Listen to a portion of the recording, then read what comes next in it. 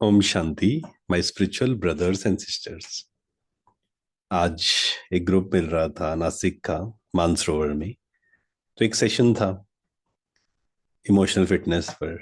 तो सेशन के बाद एक बहन ने प्रश्न पूछा कि मेरा ना योग नहीं लगता है, मेरे अंदर नेगेटिव थिंकिंग बहुत चलती है, बच्चों की चिंता, अपनी चिंता, और उसके कारण हेल्थ पे भी बहुत इफेक्ट आता है। तो इससे मुक्ति कैसे पाई जाए, इस नेगेटिव थिंकिंग से, और योग कैसे लगे।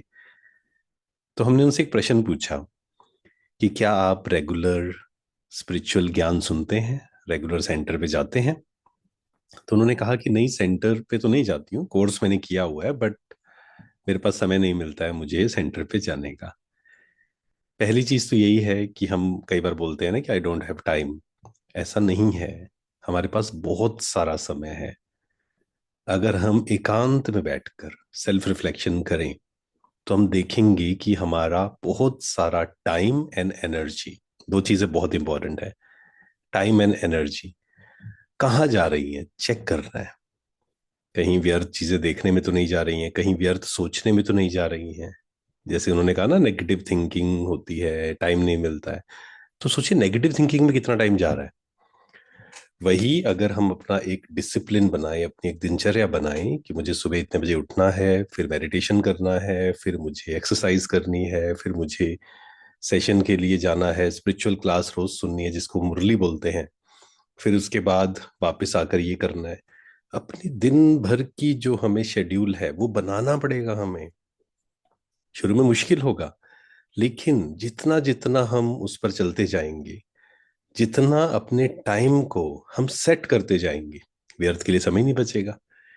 और एक डीप सेटिस्फेक्शन का फील होती है जब आप टाइम को वेस्ट नहीं करते, अपनी एनर्जी को वेस्ट नहीं करते हैं। आप इसको चेक करके देखना। तो एक दिनचर्या बनाइए, अपना सेट करिए। तो हमने उनको यही कहा कि आप रेगुलर सेंटर पे जाइए। ब्रह्मा कुमारी के सेंटर हर जगह पर हैं। वहां जाकर रोज ज्ञान सुनिए, ज्ञान स्नान करिए, है ना। ज्ञान स्नान करेंगे तभी तो आत्मा प्योर होगी। पानी के स्नान से क्या आत्मा प्योर हो सकती है? खुद से प्रश्न पूछना है। ये कौन से स्नान की बात है? ज्ञान स्नान की बात है। तो रेगुलर हमें सेंटर पे जाना है। और वहां जो मेडिटेशन रूम है, हम उसको बोलते हैं चार्जिंग रूम। हर रोज अपने आप को चार्ज करना है, क्योंकि इस दुनिया में अगर हमें रहना है शांत, खुश, पॉजिटिव, अपने आप को शक्तिशाली बनाना ही पड़ेगा। क्योंकि बहुत सारे कार्मिक अकाउंट्स आएंगे, अलग अलग लोगों के ओपिनियंस होंगे, कोई क्रिटिसाइज करेगा, कोई अप्रिशिएट करेगा। और आप बताइए सब, ज्यादातर आज की दुनिया में ज्यादा लोग आपको अप्रिशिएट करते हैं या क्रिटिसाइज करते हैं? कोई भी व्यक्ति आपको क्रिटिसाइज तब करता है जब उसकी बैटरी डाउन है। ये बैटरी जिसकी इतनी डाउन होगी उतना ही वो ज्यादा क्रिटिसाइज करेगा। आज दुनिया में दुखी लोग ज्यादा हैं, कलयुग है, तो ज्यादातर क्रिटिसिज्म मिलेगा। आप अच्छा काम भी कर रहे होंगे, पिछली वीडियो में भी हमने ये सुना था कि अच्छा काम भी कर रहे होंगे, फिर भी जरूरी नहीं है कि everybody will appreciate. Every person has their opinion. हर किसी के अपने अपने ओपिनियंस है, हर किसी की अपनी अपनी अंडरस्टैंडिंग है। सबने अपने अपने चश्मे पहने हुए हैं। तो हमें हर रोज ज्ञान सुनना है, योग करना है। और रोज जब हम ज्ञान सुनेंगे तभी योग लग सकता है, क्योंकि योग मीन्स परमात्मा से कनेक्शन। उसके लिए मुरली से जितना कनेक्शन जुड़ता जाएगा, परमात्मा के जो महावाक्य हैं उसको समझते जाएंगे, इंप्लीमेंट करते जाएंगे, आत्मा को प्योर करते जाएंगे, जितना सोल कॉन्शियस होते जाएंगे, जितना बुद्धि पवित्र होती जाएगी, व्यर्थ से मुक्त होती जाएगी, उतना ही बाबा से, परमात्मा जिसको हम प्यार से बाबा बोलते हैं, निराकार परमात्मा से, शिव बाबा से हमारा कनेक्शन जुड़ता जाएगा। तो आज की जो हमारी स्पिरिचुअल क्लास मुरली, उसमें एक बहुत अच्छी बात आई जो मैं आपके साथ शेयर करता हूँ। गृहस्थ व्यवहार में भी तो बहुत ही रहते हैं। फर्स्ट पेज पे है ये। गृहस्थ व्यवहार में भी तो बहुत ही रहते हैं। सबको यहाँ तो नहीं बैठना है।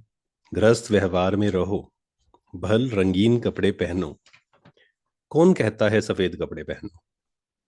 बाबा ने कभी किसको कहा नहीं है, कंपल्सरी नहीं है। तुमको अच्छा नहीं लगता है तब सफेद कपड़े पहने हैं, यहां तुम भल सफेद कपड़े, सफेद वस्त्र पहनकर रहते हो, लेकिन रंगीन कपड़े पहनने वाले उस ड्रेस में भी बहुतों का कल्याण कर सकते हैं।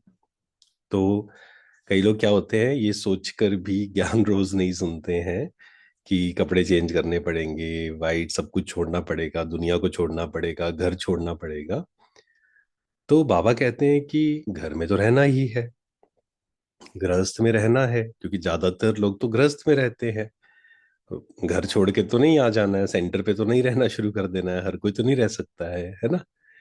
लेकिन अपना बिजनेस करते हुए, अपनी पढ़ाई करते हुए, अपनी नौकरी करते हुए, घर संभालते हुए हमें अपने संकल्पों का ध्यान रखना है। तीन चीजों का, संकल्प, बोल, कर्म, तीन चीजों का मुझे ध्यान रखना है बस, है ना। ये तो कर ही सकते हैं, बस इसको मुझे मैनेज करना है, इसको बैलेंस करना है मुझे बस, कि घर भी संभालना है प्लस अपने आप को भी संभालना है। अदरवाइज क्या होता है, हम एक्सट्रीम में चले जाते हैं। या तो हम काम में इतना बिजी हो जाते हैं, खुद को भूल जाते हैं, कई बार खुद में इतना बिजी हो जाते हैं कि संसार को भी भूल जाते हैं। तो हमें न्यारा और प्यारा का बैलेंस रखना है। तो हर दिन ज्ञान सुनना, हर दिन अपने लिए समय निकालना, एकांत में बैठना, साइलेंस का अनुभव करना, और संगठन में भी।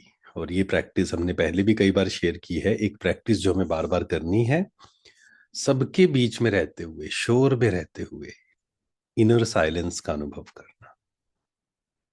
ओम Shanti. Thank you very much. शुक्रिया।